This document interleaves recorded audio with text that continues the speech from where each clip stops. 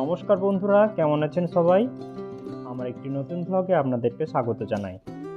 আজকে একটা মন্দির দেখাবো, যেটা খানাকুলে অবস্থিত হানুয়া মন্দির, যেখানে দেবাদিদেব মহাদেব এবং পার্বতী রয়েছে মেন মন্দিরে, এবং তার সঙ্গে গণেশ এবং লক্ষ্মীও রয়েছে তার দুই পাশে।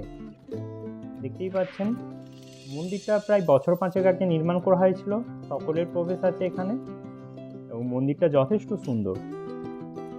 মেনলি মন্দিরটা ভিড় হয় রাত্রের দিকে, বিকেল থেকেই ভিড় হয়। আর এখানে প্রচুর মানুষের আনাগোনা দেখতে পাবেন আপনারা।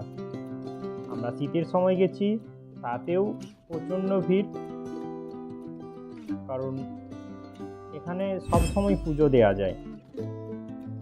অগণিত ভক্তরা আসে, যারা মন্দিরের ওখানে দোকান রয়েছে, দোকান থেকে তারা ডালা নিয়ে নেয়, তাতে ফুল, বেলপাতা, ঘট, ধূপকাঠি সব কিছুই থাকে।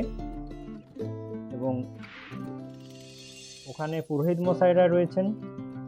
আপনি পুরোহিত মশাইকে নামগোত্র বলে দিলে সে আপনার পুজো করে দেবে, এবং আপনি সরাসরি ওখানে শিবলিঙ্গে জল ঢালতে পারবেন, শিবলিঙ্গের মাথায় ফুল, বেলপাতা সব কিছু দিতে পারবেন, ধূপ জ্বালাতে পারবেন, এবং অবশ্যই ভগবানের কাছে আপনার প্রার্থনা পৌঁছে দিতে পারবেন সামনে থেকে। এবং এখানে মোবাইল অবশ্যই অ্যালাউ ছিল, তার জন্যই ভিডিওটা করা, এবং আপনাদেরকে দর্শন করানোর ইচ্ছা ছিল। অবশ্যই আপনার এই ভিডিওটিকে শেয়ার করে আপনার বন্ধু বান্ধব বা আত্মীয় স্বজনকে পাঠাবেন, যারা এই মন্দিরটিকে দর্শন করতে চাইবে তাদেরকে পাঠাবেন। অনেকেই জানে না এই মন্দিরটা। দেখুন, মাঝখানে শিব পার্বতী বসে আছে, এবং মহাদেবের ডান পাশে রয়েছে গণেশ, এবং বাম দিকে আছে লক্ষ্মী মাতা। মূর্তিগুলি কচি পাথর বা কালো পাথরের তৈরি,